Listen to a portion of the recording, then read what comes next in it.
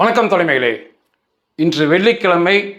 வெள்ளிக்கிழமை வெறியர்களிலே தலைமை வெள்ளிக்கிழமை வெறியன் ஆட்சி செய்யும் அலி கொமேனி ஆட்சி செய்யும் ஈரானில் அவனின் எதிர்பார்ப்புக்கு மேலாக அந்த மக்களின் போராட்டம் நாளுக்கு நாள் பெரிதாகி கொண்டே போகின்றது. இன்றைக்கு அவர்கள் போராட்டத்தை ஆரம்பித்து 13 நாள் ஆச்சு.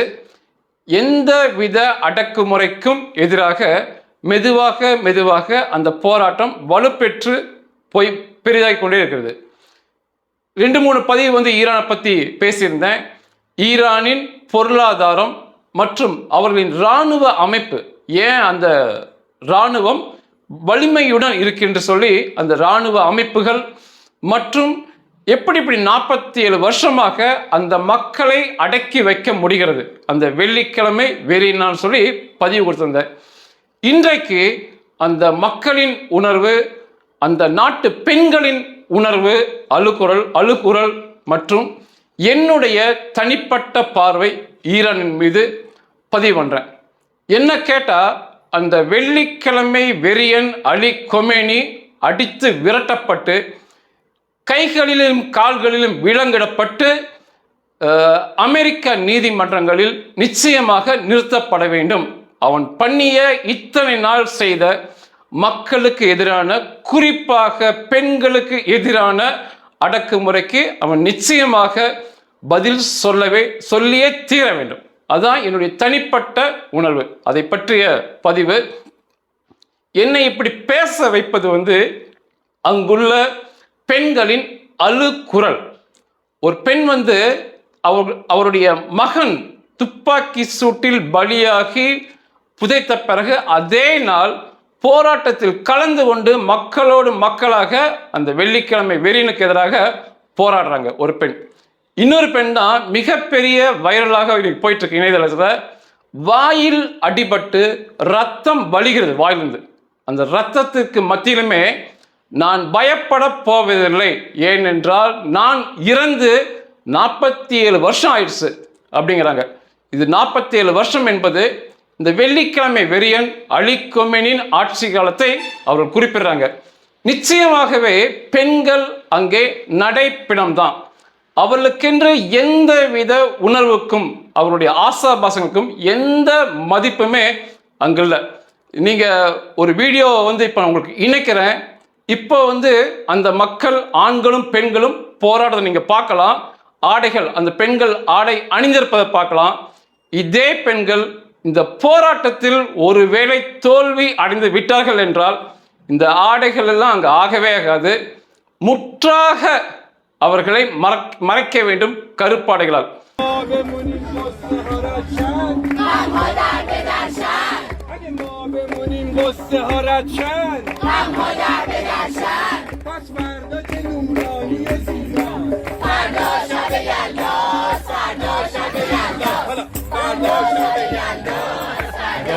நிச்சயமாக அவர்களின் தலைமுடி வெளியே தெரியக்கூடாது. அதற்கு ஒரு முக்காடு அணிய வேண்டும்.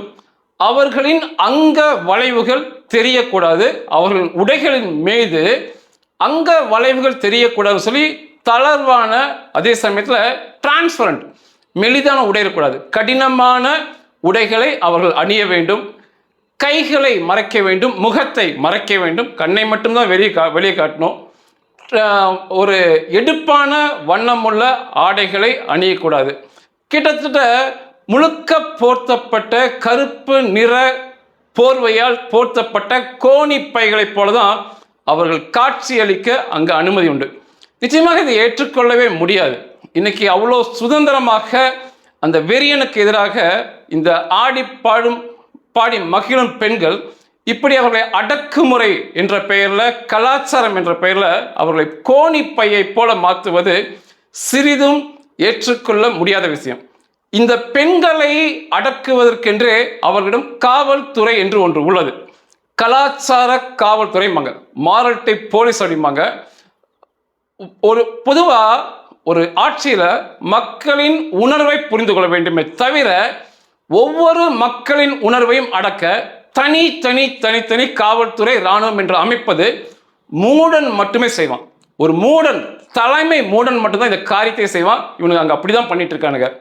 இராணுவம், அதிபருக்கு என்று ஒரு இராணுவம், அந்த அதிபரின் இராணுவத்துக்கு ஒத்துழைக்க மக்களை அடக்கன்னு சொல்லி பல பிரிவுகளில் துணை இராணுவம், இன்னும் அந்த மக்களை அடக்க காவல்துறை, இந்த பெண்களை மட்டும் தனியாக அடக்க கலாச்சார காவல்துறை, இப்படிலாம் வைப்பது உண்மையாகவே மூடத்தனம். உலகம் நிச்சயமாக ஏற்றுக்கொள்ளக்கூடாது.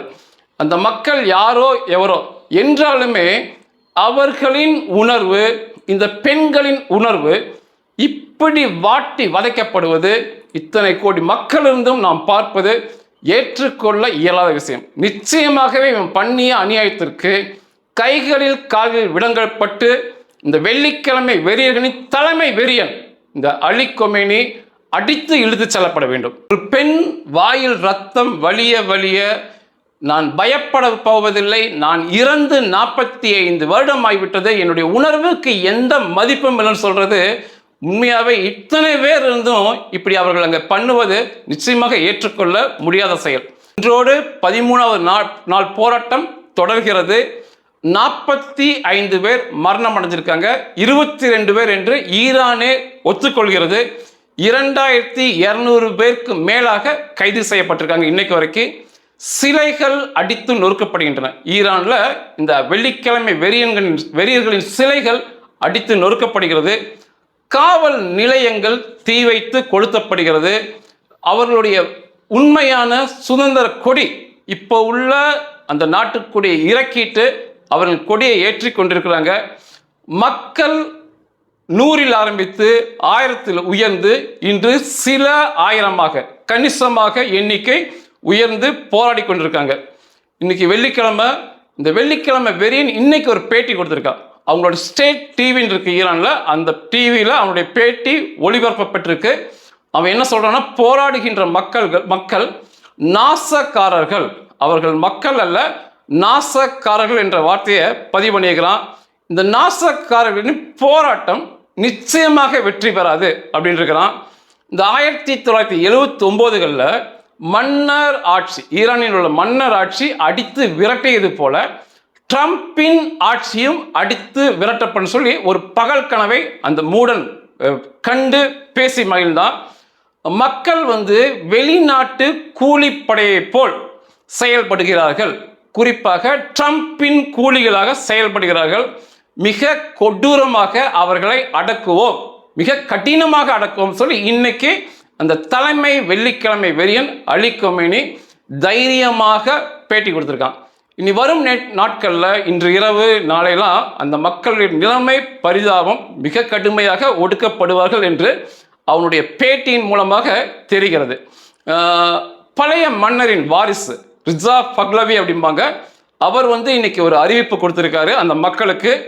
வீதிக்கு வாருங்கள், உலகத்தின் கண்கள் பூரா உங்களை பார்க்கிறது, போராடுகள் என்று அழைப்பு கொடுத்திருக்காரு. அவருடைய அழைப்புக்கு பிறகுதான் முந்தானத்தையும் பேசினாரு. அதுக்கப்புறம் அந்த மக்கள் அதிகமாக போராடுகிறார்கள். அந்த மக்களின் உணர்வுக்கு, அந்த மக்களின் வலிக்கு மருந்தாக இன்றைக்கு ட்ரம்பின் அடுத்த பேட்டியும் அமைஞ்சிருக்கு. இந்த வெள்ளிக்கிழமை வெறியன் அலி கொமேனி பேட்டிக்கு கவுண்டராக, பதிலடியாக ட்ரம்ப் இன்னைக்கு பேசியிருக்காரு. ரொம்ப அருமையா பேசியிருந்தாரு. சுருக்கமா சொல்றேன், the people totally unarmed people, if they do anything bad to this people, we are going to hit them very hard அப்படின்னு அருமையான ஒரு பதிவை கொடுத்திருக்காரு. அந்த மக்களுக்கு நிச்சயமாக மருந்தாக அமையும். அதே சமயத்தில் வெள்ளிக்கிழமை வெறியன் அலி கொமேனிக்கு இது ஒரு எச்சரிக்கையாக அமையும். அவர் என்ன சொல்றாருன்னா, அந்த மக்கள் ஆயுதம் இல்லாத நிராயுத பாணியான மக்கள், அந்த மக்களுக்கு ஏதாவது மோசமான விளைவை அந்த அலி கொமேனி தலைமை செய்யும் என்றால் அமெரிக்கா அங்கே செல்லும், மிக கடினமான தாக்குதலை நடத்தும் அவர்கள் மேல சொல்லியிருக்காரு. அந்த மூடன் அலி கொமேனி எப்படியாவது இஸ்ரேலுடன் ஏதாவது பிரச்சனையை ஏற்படுத்தி இஸ்ரேலோட பிரச்சனைக்கு சென்று விட வேண்டும். நிச்சயமாக இந்த மக்களின் கோபம் இஸ்ரேல் பக்கம் திரும்பிடுன்னு சொல்லி ஒரு பகல் கனவை கண்டு கொண்டிருக்கான். நிச்சயமாக இஸ்ரேல் அந்த காரியத்தை செய்யக்கூடாது. அதற்கு பதிலாக ட்ரம்ப் வந்து தலையிடுவது தான் தலை சிறந்தது. இன்றைக்கு வந்து ஈரானில் ட்ரம்ப் தான் கதாநாயகனாக பார்க்கப்படுகிறார்.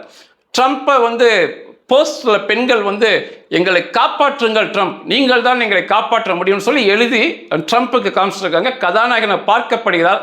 அதனால் இந்த மக்களுக்கு ஆதரவாக அமெரிக்கா இறங்குவது தான் மிக சிறப்பானதாக இருக்கும். அந்த ஈரான் மக்களை அடிப்பதில் கொடுமைப்படுத்துவதில் இப்பொழுது ஈரானுடைய காவல்துறை பாதுகாப்புத்துறையை தாண்டி எங்கெல்லாம் பெண்களை அடிமைப்படுத்த வேண்டும் என்று நாடுகள் நினைக்கிறதோ அந்த நாட்டு கூலிப்படைகள் ஈரானுக்குள் இன்னைக்கு செயல்பட்டு கொண்டிருக்கிறார்கள் சொல்றாங்க. இது நிச்சயமாக ஒரு ஆபத்தான போக்கு. இன்னைக்கு முற்றாக இணையதள சேவை ஈரானில் துண்டிக்கப்பட்டிருக்கு. வெளிநாடுகளுக்கு பேசும் டெலிபோன் சேவை துண்டிக்கப்பட்டிருக்கு. என்றாலுமே சில இடங்களில் எலன் மஸ்குடைய ஸ்டார் லிங்க் மற்றும் VPN மூலமாக அந்த மக்கள் தங்களுடைய கருத்துக்களை பகிர்ந்து கொண்டிருக்காங்க. நிச்சயமாகவே அந்த பெண்களின் நிலைமை மிக மிக பரிதாபம். அங்க வளைவுகள் என்று பேசுவதெல்லாம் அபத்தமான காரியம். ஆண்களுக்கு என்று ஒரு உடல் உண்டு, பெண்களுக்கு என்று அது உடல் உண்டு, அது இயற்கை. அதை தான் புரிஞ்சு கொள்ள வேண்டுமே தவிர மூடனை போல அங்க வளைவு இருக்கு, அதை மறைக்க கோணிப்பையாக மாற்ற வேண்டும் என்று சொல்வதெல்லாம் ஏதோ ஒரு வெங்காயம் உருளைக்கிழங்கை போத்துவது போல இருக்கு. இதெல்லாம் நிச்சயமாக 10ஆம் பசலித்தனம். அது இயற்கையான உடல். ஒரு பெண் குண்டா இருப்பாங்க, ஒல்லியா இருப்பாங்க, எப்படி வேணா இருப்பாங்க, அது அவர்களுடைய சுதந்திரம். ஆடை அவர்களுடைய சுதந்திரம். ஆணுக்கு என்ன சுதந்திரம் இருக்கோ நிச்சயமாக அந்த சுதந்திரம் அந்த பெண்களுக்கும் உண்டு. அவர்களை மட்டும் வந்து முழுக்க மூட வேண்டும். அதுவும் வந்து வண்ணமான ஆடை அணியக்கூடாது, மெலிதான ஆடையில போத்தக்கூடாது, பெட்ஷீட் போல போத்திக்கணும்னு சொல்றதெல்லாம் இது மிகப்பெரிய ஆணாதிக்க சிந்தனை. எங்கெல்லாம் பெண்களை சரிசமமாக பார்க்கவில்லையோ, யாரெல்லாம் பார்க்கவில்லையோ, யாரெல்லாம் மனிதர்களுக்குள் ஏற்றத்தாழ்வு உண்டு, எனக்கு கீழே மனிதர்கள் உண்டு, அவர்களுக்கான சுதந்திரம் இல்லைன்னு சொல்றாங்களோ, அவர்கள் போன்ற மூடர்கள் எல்லாம் இந்த ஈரானுடைய அலி கொமேனி ஆட்சியை ஆதரிப்பாங்க. யாரெல்லாம் என்னை போல அவர்களும், நான் எப்படியோ அதே போலதான் அவர்களும் என்னும் போது ஆண்கள் பெண்கள் எல்லோருமே, திருநங்கைகள் எல்லோருமே என்னை போலதான் நினைக்கிறவர்கள் எல்லாமே இந்த மக்களின் போராட்டத்தை, அவர்களின் உணர்வை நிச்சயமா புரிந்து கொள்வார்கள். இன்றைக்கு அச்சமின்றி தெருக்களில் அந்த தலைமைக்கு எதிராக வண்ண உடைகளுடன் ஆடி பாடும் பெண்களின் சுதந்திரம் காப்பாற்றப்பட வேண்டும். அந்த நிலை தொடர வேண்டும் என்று விரும்புகிறேன். இன்றைக்கு வந்து சில ஆயிரம் என்ற எண்ணிக்கையில மக்களின் போராட்டம் இருக்கு. முதல்ல 1000 பேர் சொன்னாங்க, இன்னைக்கு 5000, சில இடங்களில் 10,000 என்ற அளவில் மக்கள் கூடி போராட்டம் செய்கிறாங்க. இது லட்சக்கணக்கில் மாற வேண்டும்.